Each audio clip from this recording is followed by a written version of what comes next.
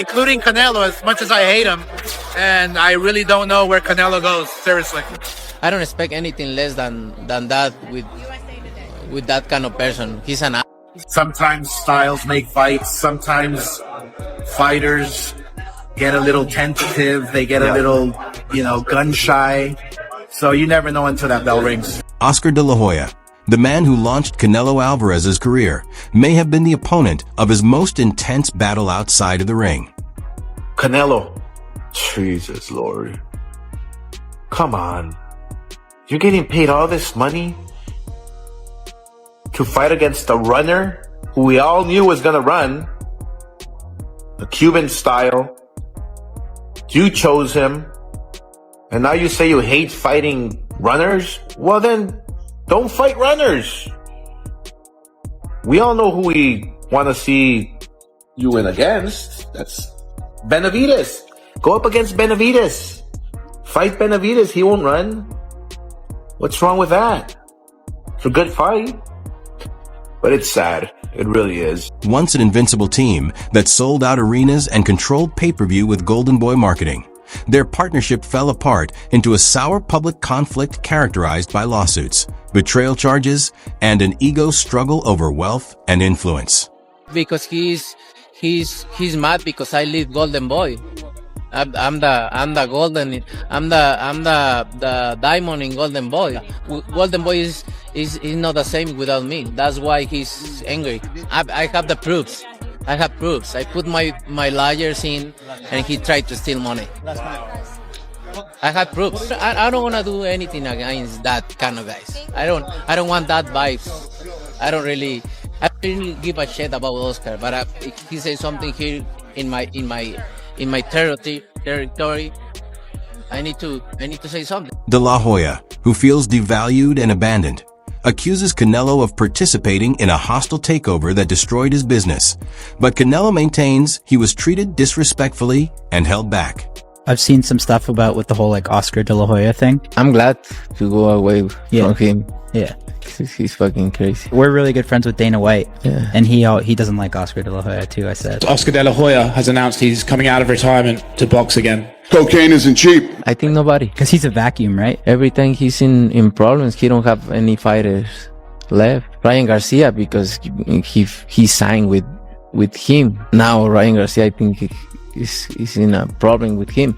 That's why nobody wants to be with him, because he's no loyal. So prime for prime, who wins, you or De La Hoya? Huh? Prime for prime, who wins, you or Fuck him, easy. That motherfucker is fucking easy money. What started out as a historic cooperation has now devolved into a personal grudge, with De La Hoya using his new weapon, David Benavidez, to exact the ultimate retribution. Many people think that the boogeyman of the weight class is a fighter who lurks in the super middleweight level. The Mexican Monster was the nickname given to David Benavidez. He is, without a doubt, the top candidate, a tenacious pressure fighter with tremendous strength and a terrifying size. I'm not scared of nobody. I'm the youngest guy, 3-time world champion, 168 division. I'll pull my belts against anybody, and I guarantee you I'll knock everybody out. I think Oscar had a lot to get off of his chest, and he finally had the platform to do it. This is the first press conference he's had with, not first, but, as a fighter fighting Canelo. So I feel he's entitled to say whatever he wants to say. Everybody says what they want about him, so why can't he speak his mind? How about this? Prime Canelo, prime Oscar. Who do you think wins that fight? Oscar all day. Prime Oscar beats everybody. Fans and commentators have been anticipating a fight between Canelo and Benz for years. Many people think this fight would be Canelo's hardest test to date. Oscar de la Hoya saw a chance and launched his public campaign. So it turns out I'm not the only one who thinks Canelo is an arrogant piece of shit. Turki Al-Sheikh recently revealed that Canelo refused to meet with him in person and isn't entertaining any deals to be done with him. Why? Because he's outpriced himself so much that the Saudis don't even want to deal with him. And it's all because he will do anything not to fight David Benavidez. Look, Turkey is trying to make the best fights that everybody wants to see. And Canelo continues to take the fights that nobody wants to see. Canelo, you're really making the wrong enemies. But you know what? He wasn't merely advocating for Canelo to engage in combat. At 168 pounds, he was accusing him of deliberately avoiding the most dangerous individual. When the boxing community demanded the fight, De La Hoya started attacking the public. Attacks by De La Hoya increased in frequency and intensity. He presented his case against Canelo in a string of startling interviews and social media posts. Canelo will never fight Benavidez, he declared bluntly, not because of money, but because Benavidez is just too young and skilled. Why can you not give us Canelo Benavidez? Why? Canelo, why?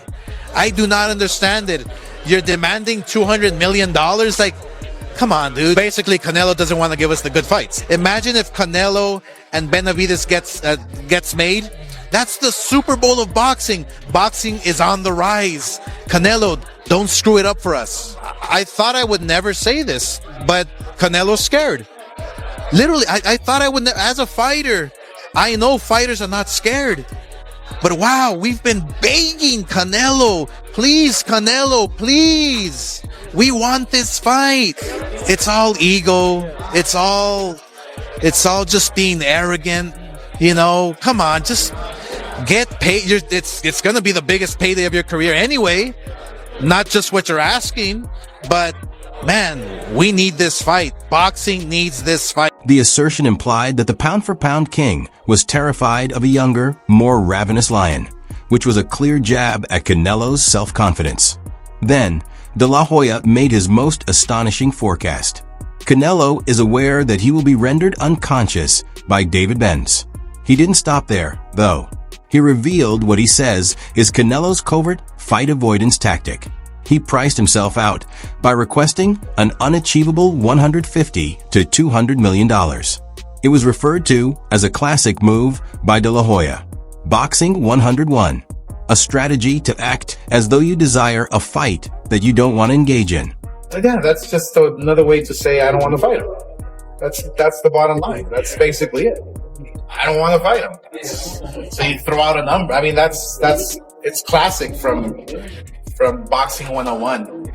If you don't want to fight somebody, just outbid yourself, outprice yourself. I don't think it's fair. Some people think it's like fair.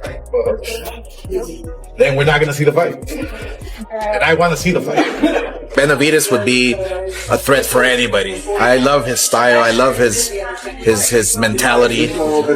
Straightforward. You know, he's a great fighter. I wouldn't take that route. Canelo should take a different route. I think. The conflict surrounding the Benavidez fight is not isolated. It is driven by a history of contentious negotiations and tough ball strategies at the highest levels of the sport. Ryan Garcia, one of De La Hoya's own top boxers, is a recent and shocking example. Hall of Fame boxer, Oscar De La Hoya. First of all, thank you so much for the interview. What do you make of the rehydration clause? This is news to me. I knew there was a catch weight, but there's a rehydration clause. Is there any concern for you as far as that for your fighter? No concern whatsoever. Both fighters are professionals. Both fighters have been waiting for this fight for a long time, and so the fact that they've already been training, the weight is down on Ryan Garcia, on Tank Davis. They're professionals, so there's no issue whatsoever. It's sometimes standard to have some kind of clause like that in a contract, but we strongly feel that both fighters will have no issues whatsoever. According to De La Hoya, Garcia's opponent, Gervonta Tank Davis, insisted on rehydration conditions during the fight, which significantly reduced Garcia's ability to regain weight following the official weigh-in. De La Hoya has openly expressed his belief that these requests were made in order to exhaust his fighter and leave him vulnerable on battle night. You know, when Tank Davis and his team, drained Ryan and had all those rehydration clauses, and you could only gain so much weight during fight day, it takes a toll on your body, and it doesn't make it fair for anybody. Whoever makes the first mistake, is obviously gonna get the short end of the stick. Mm-hmm. But I see Ryan and Tank want each other so bad. I think styles are gonna go out the window and they're gonna clash. That's all I see. How do you look to you based on this last performance? Now coming into this round fight. This last fight, I have to give Ryan the advantage, not just because he's the golden boy, but look, Tank's a beast. He is. I mean, I remember a long time ago I said, man, don't fight Tank. Not just yet. Tank is a beast. I remember saying that at the StubHub. Yeah, when somebody asked me, and I said, you know what, this guy's a beast. So, but now I have to give Ryan the advantage because Ryan's a fighter who fights tall and throws that snap jab with the right hand, that check hook. I mean, if he catches Tank coming in, it's sayonara. It's goodbye. It's good night. Did you see that him troubling? De La Hoya now sees Canelo's alleged $200 million demand for the Benz fight through a lens of intense suspicion, after witnessing what he believed to be unfair strategic manipulation used against one of his best talents. He sees it not as a reasonable negotiating figure, but rather as another traditional boxing 101 tactic meant to put up an impassable barrier to a risky fight.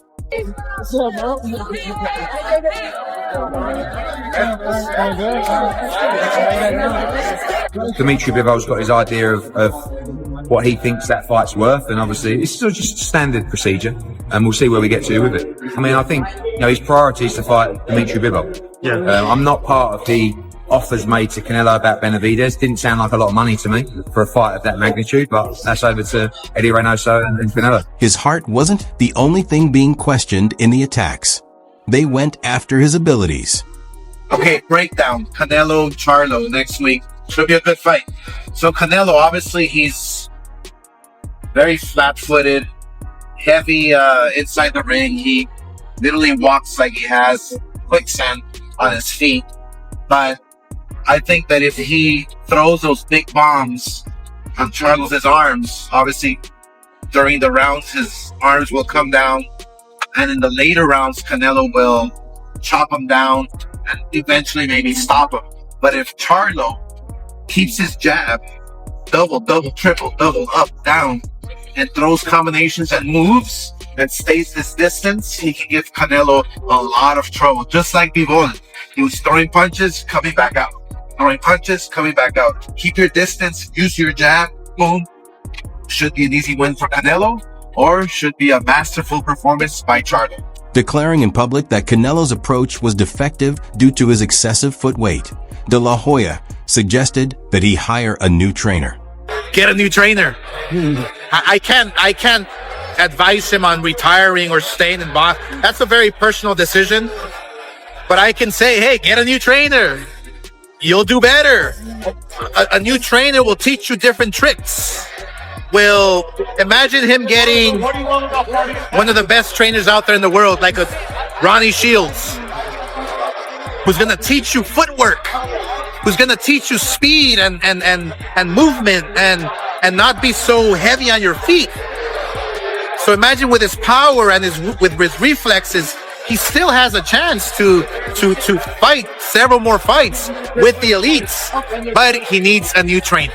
Floyd, for me, is the best trainer I've ever had in my life. He would revitalize his style. He would make him a new fighter.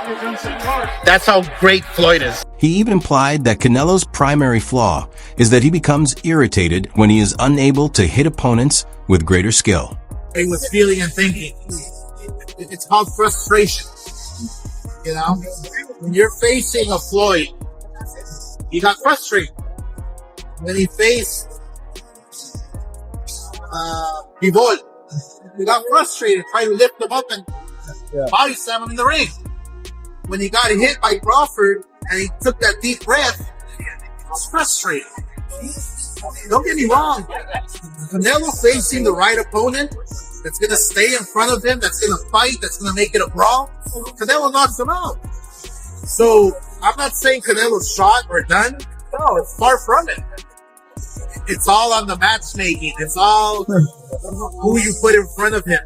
It's all about squeezing those last dollars from the fans, Canelo. You want to squeeze the fans? Come on, take it easy on the fans. He then asked bluntly, Canelo, why do you hate me so much? In an attempt to make the charge as personal as possible.